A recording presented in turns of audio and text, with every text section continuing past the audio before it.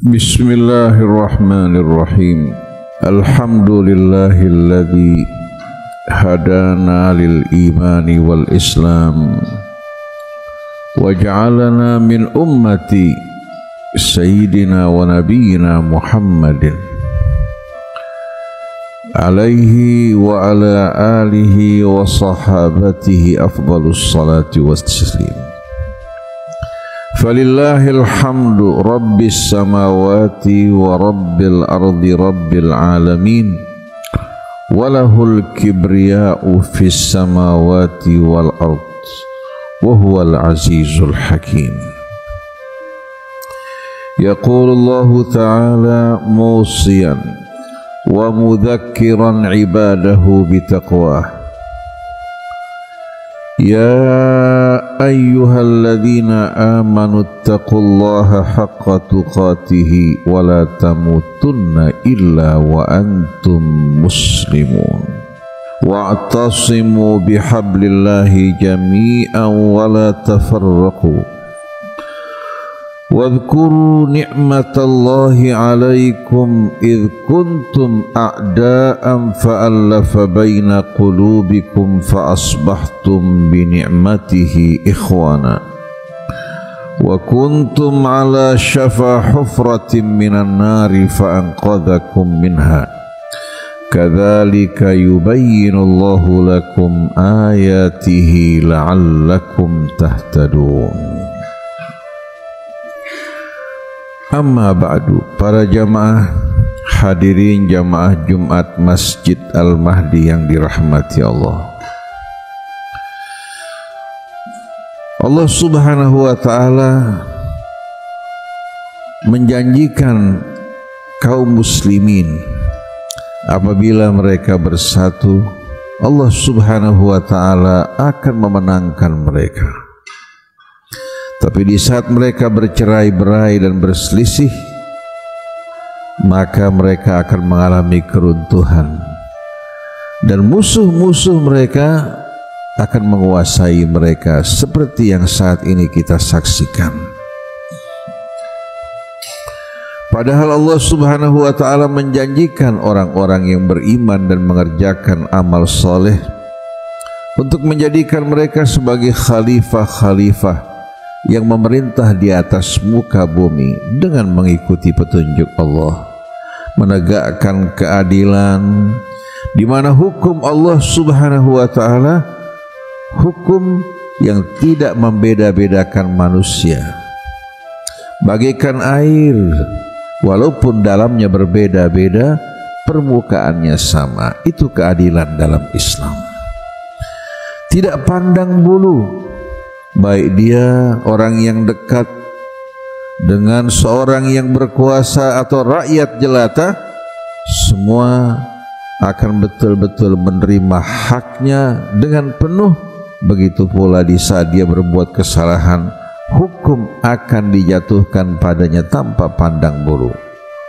Allah berfirman dalam surat An-Nur, wa'adallahu alladhina amanu wa'adallahu alladhina amanu minkum wa amilus salihat la yastakhlifannahum fil ardi kama istakhlafal ladhina min qablihim wa la yumakkinanna lahum dinahumul ladzi irtada lahum wa la yubaddilannahum min ba'di khawfihim amna ya'budunani la yusyrikuna bi syai'a.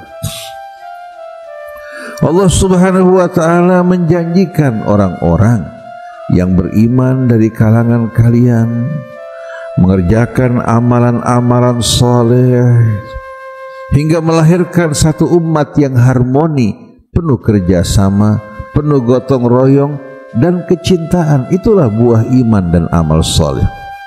Allah menjanjikan mereka untuk menjadikan mereka sebagai pemuka-pemuka, khalifah-khalifah yang memimpin di atas muka bumi ini. Janji Allah telah dipenuhi pada Rasulnya, pada sahabat Rasulnya. Bagaimana dari suku-suku yang tadinya bercerai-berai, berperang di antara mereka, saling menumpahkan darah, aroma kebencian, permusuhan begitu kuat di tengah-tengah mereka.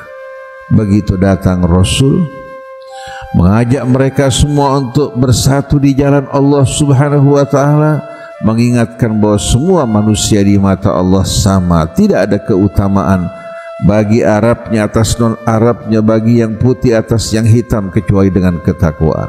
Inna akramakum indallahi atqakum. Bangsa Arab yang tadinya bercerai-berai mustahil dapat disatukan iman kepada Allah, keislaman kepadanya, mengerjakan amal soleh telah menyatukan hati-hati yang tadinya begitu keras, dikuasai oleh kebencian dan permusuhan. Allah menjadikan mereka sebagai khalifah-khalifah di atas muka bumi. Islam menyebar, membawa keadilan, bukan hanya terbatas pada Jazirah Arabia, memasuki wilayah Persia, wilayah Romawi, bahkan hadirin sekalian memasuki wilayah Asia dan ke seluruh penjuru dunia. Dan mereka hidup dengan penuh kecintaan, saling menjaga dan melindungi satu dengan lainnya. Inilah masa-masa keemasan Islam, ketika Islam menjadi pedoman hidup, bukan sebagai kendaraan untuk melakukan ekspansi kekuasaan, untuk menguasai dunia, manipulasi manusia, tapi Islam menjadi pedoman hidup bagi para pemimpin dan rakyat seluruhnya tanpa pandang bulu. Wala yumakkinanna lahum dinahumul ladzi irtadha lahum. Dan Allah Subhanahu wa taala akan mengukuhkan bagi mereka agama yang Allah ridai bagi mereka. Wala yubaddilannahum min ba'di khaufihim amna. Dan Allah akan mengubah keadaan mereka yang tadinya penuh dengan ketakutan menjadi suasana yang aman, damai. Kedamaian yang berasal dari iman, amal soleh, dan mengikuti petunjuk Allah Subhanahu wa ta'ala. Lalu apa yang terjadi pada saat ini bila kita mengenang masa lampau lalu menyaksikan masa kini? Hati kita betul-betul perih, laksana hadirin sekalian yang tercabik-cabik oleh sembilu. Kita saksikan pada saat ini jantung dunia Islam yang sekarang bernama Saudi Arabia baru-baru ini mengadakan pesta hiburan di Riyadh dengan latar belakang Ka'bah, berlatar belakangkan Ka'bah, lalu mengundang penyanyi-penyanyi, penari-penari setengah telanjang dari Eropa, dari Amerika untuk bernyanyi. Hari sekalian menari, di belakangnya adalah gambar Ka'bah dengan lampu-lampunya. Kemudian setelah itu mereka menaiki Ka'bah. Tidak lama kemudian Ka'bah tersebut hari sekalian turun dan tenggelam di bumi. Kemaksiatan merajalela, berkembang betul-betul, dan disambut oleh pemuda-pemuda Saudi Arabia. Mengapa hari sekalian? Karena dulu mereka beragama bukan dengan ketulusan, keikhlasan, bukan dengan penyampaian-penyampaian yang baik yang membuat tumbuh kecintaan di antara mereka, tapi ditanamkan doktrin dengan kekerasan dan ancaman. Begitu mereka lepas dari ikatan agama, mereka berubah menjadi liar, brutal, bahkan yang tidak dikenal pada masa jahiliyah dahulu. Sekarang hari sekalian jahiliyahnya lebih menakutkan dari sebelumnya. Ketika saudara-saudara mereka di Palestina dibantai, anak-anak, wanita, mereka menjerit seharusnya tanpa meminta bantuan. Apabila sebahagian dari tubuh kita mengalami luka-luka, yang lain akan merasakan sakit. Tapi ternyata mereka bukan hanya duduk berpangku tangan, ternyata dari belakang mereka memberikan dukungan kepada Zionis, memberikan bantuan logistik, juga memberikan dukungan persenjataan. Bahkan Emirat Arab ikut melakukan bombardir terhadap saudara kita di Gaza.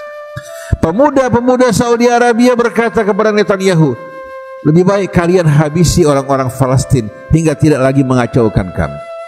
Di negara-negara Arab pada saat ini bersekongkol untuk memberikan dukungan kepada Zionis. Dan baru-baru ini sebagian umat Islam bersukaria di Suriah karena terbebas dari intimidasi yang dilakukan oleh Bashar al-Assad. Mereka bergembira, bersukaria. Padahal hadirin sekalian, perubahan tersebut terjadi merupakan sebuah persekongkolan antara Israel, Turki, Amerika dengan mengedepankan seorang bernama Al-Jawlani yang tidak dikenal asal usulnya, dari mana dia berasal, dari kampung mana, siapa keluarganya, siapa saudaranya, diangkat sebagai pemimpin di Suriah. Padahal tangannya berlumuran darah melakukan pembantaian di Irak, pembantaian di Suriah. Bahkan Amerika masukkan dia dalam daftar hitam dan kepalanya bernilai jutaan dolar. Sekarang Amerika mencabut dari daftar hitam. Kemudian blokade terhadap Suriah dibuka. Tahu-tahu dari belakang Israel masuk melintasi perbatasan Suriah, melucuti pasukan Suriah dari senjata mereka, merusak sistem pertahanan udara mereka, hingga mendekati Damaskus pada jarak 14 km. Tidak ada satupun hadirin sekalian yang menolak, karena Suriah pada saat ini dalam keadaan tidak memiliki persenjataan. Negara-negara Arab mengutuk, sekedar kutukan sebagaimana mereka mengutuk Israel dengan mulut mereka, sedangkan tangan mereka dari belakang memberikan bantuan buat Israel. Sekarang negara-negara Arab memberikan dukungan, memberkati pemerintahan yang berkuasa. Pemerintah tersebut padahal mengumumkan tidak akan lagi berperang menghadapi Israel. Kemudian mereka meminta kepada pasukan-pasukan yang berlatih di Suriah dari para pejuang Palestina untuk menyerahkan senjata mereka. Mulai saat ini tidak lagi ada perang. Menguntungkan siapa hadirin sekalian perubahan ini? Umat Islam? Sama sekali tidak. Suriah telah berubah hadirin sekalian dari negara yang tadinya menentang Zionis, tidak pernah mau berhubungan dengan Zionis. Kita tahu Bashar Assad seorang diktator, tapi pada masa itu hadirin sekalian dia masih berhadapan dengan Israel. Saat ini mereka telah menetapkan untuk melakukan hubungan dengan Israel. Itu yang mereka janjikan apabila mereka menang.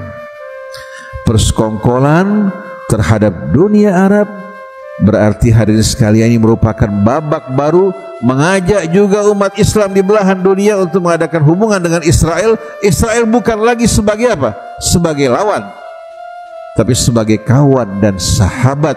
Sedangkan umat Islam diadu domba hanya disebabkan karena perbedaan sepele, bisa saling mencaci, bermusuhan, bahkan menumpahkan darah. Oleh karena itu kita lihat bagaimana mereka kelompok-kelompok Islam ekstremis, kelompok-kelompok takfir yang gampang mengkafirkan orang. Mereka mendukung pemberontakan di Aljazair yang menumpahkan darah yang amat mengerikan, sampai Aljazair betul-betul dalam keadaan runtuh dan kocar-kacir pada saat tersebut. Mereka memberikan dukungan terhadap pasukan yang menyerang Yaman, padahal Yaman saudara mereka. Begitu juga kasus di Irak. Semua hadirin sekalian, kekuatan mereka, ketajaman mereka ditujukan pada umat Islam, tapi terhadap Israel mereka berangkulan dan berpelukan. Oleh karena itu kita bertanya-tanya, mungkinkah ada sebagian orang mengharapkan bahwa Suriah akan memerangi Israel? Mungkinkah Israel akan mendukung, membantu satu kekuatan yang akan memerangi mereka? Hasya lillah. Hanya orang-orang yang tidak waras yang berpikir semacam ini. Oleh karena itu saya terkenang pada ucapan Amirul Mukminin Umar bin Khattab radhiyallahu anhu. Ada yang meriwayatkan ini dari ucapan Nabi kita Muhammad sallallahu alaihi wasallam. Satunqabu ural islami urwatan idza nasha'a fil jahiliyah man la ya'rifil jahiliyah. Tali temali Islam yang tadinya mengikat dengan kokoh akan dipreteli satu persatu apabila tumbuh berkembang di tengah masyarakat Islam orang yang tidak bisa membedakan apa itu Islam, apa itu jahiliyah. Sekarang kita saksikan dunia Arab, para pemimpin mereka terang-terangan menunjukkan sikap yang betul-betul tidak bersahabat terhadap Islam dan kaum muslimin, pelecehan, penghinaan terhadap nilai-nilai Islam dilakukan oleh mereka.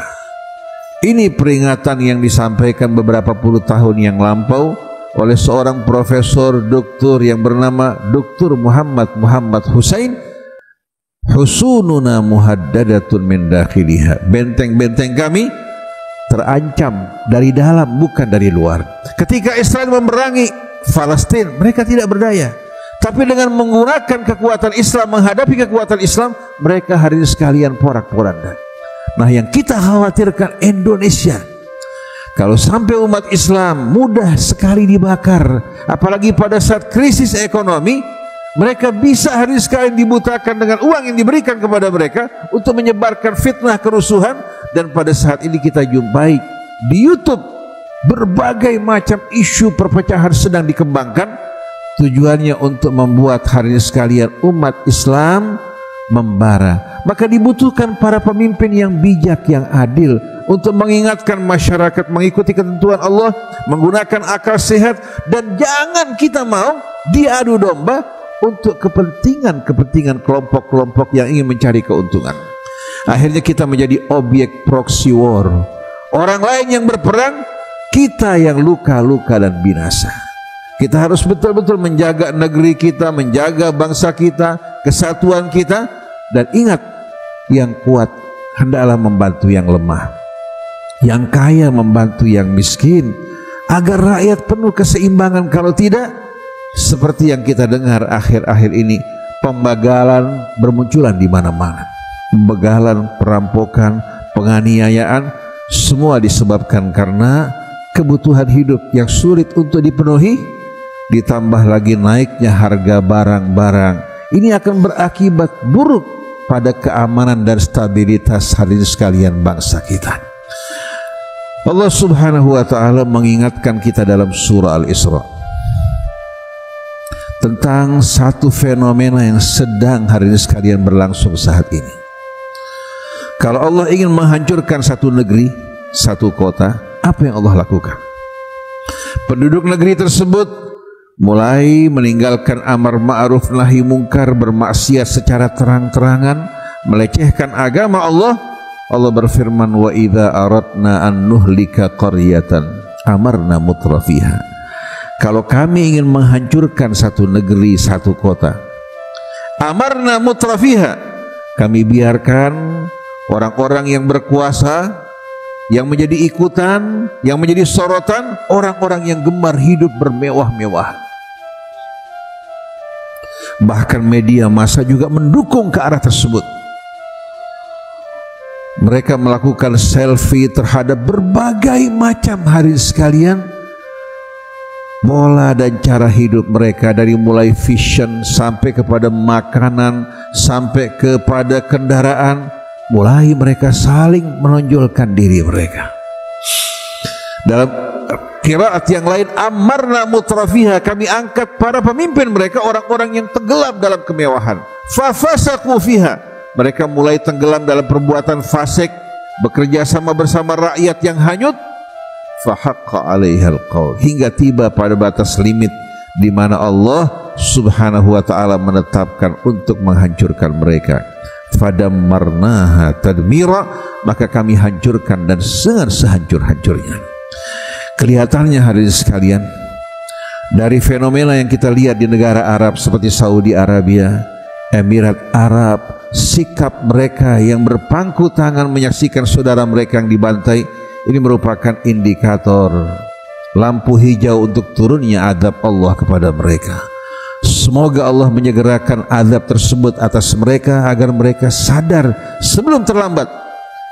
Sedangkan bagi bangsa Indonesia, mudah-mudahan Allah Subhanahu wa ta'ala lindungi bangsa kita, satukan hati kita, tumbuhkan kecintaan terhadap sesama mereka maupun negara mereka, dan para koruptor yang selama ini merusak, berkolaborasi dengan oligarki. Kita mohon pada Allah Subhanahu wa ta'ala untuk membuat mereka sadar mendapatkan hidayah. Kalau tidak, kita mohon pada Allah Subhanahu wa ta'ala untuk menghukum mereka, mengadab mereka sebagaimana yang Allah lakukan pada umat terdahulu, agar menjadi pelajaran, peringatan bagi orang-orang yang datang setelah mereka. Kalau tidak hadirin sekalian, kita khawatir bangsa kita, negara kita betul-betul akan mengalami keruntuhan. Persatuan bangsa yang begitu besar akan terpecah belah. Hanya dengan pertolongan Allah Subhanahu wa ta'ala, rahmatnya kita dapat bersatu dan memajukan bangsa kita bersama-sama. Kita hadirin sekalian tidak berhati kejam, ingin mengutuk dan memohon azab bagi mereka-mereka yang melakukan kejahatan. Pertama, kita mohon hidayah. Tapi kalau sudah sampai melecehkan agama Allah, mempermainkan hukum, menindas rakyat-rakyat yang lemah, membuat mereka hidup sengsara dan mereka tidak sadar bertobat, semoga Allah turun tangan dengan tangannya, melakukan pembersihan dan mengembalikan negeri kita ke dalam keadaan yang betul-betul digambarkan Allah, baldatun thayyibatun wa rabbun ghafur. Barakallahu li wa lakum fil Qur'anil azim wa nafa'ani bima fihi minal ayati wadh-dhikril hakim wa taqabbala minni wa minkum tilawatahu innahu huwas samiul alim. Wa aqulu qawli hadha wa astaghfirullahal azim wa atubu ilaih wastaghfiruh innahu huwal ghafurur rahim.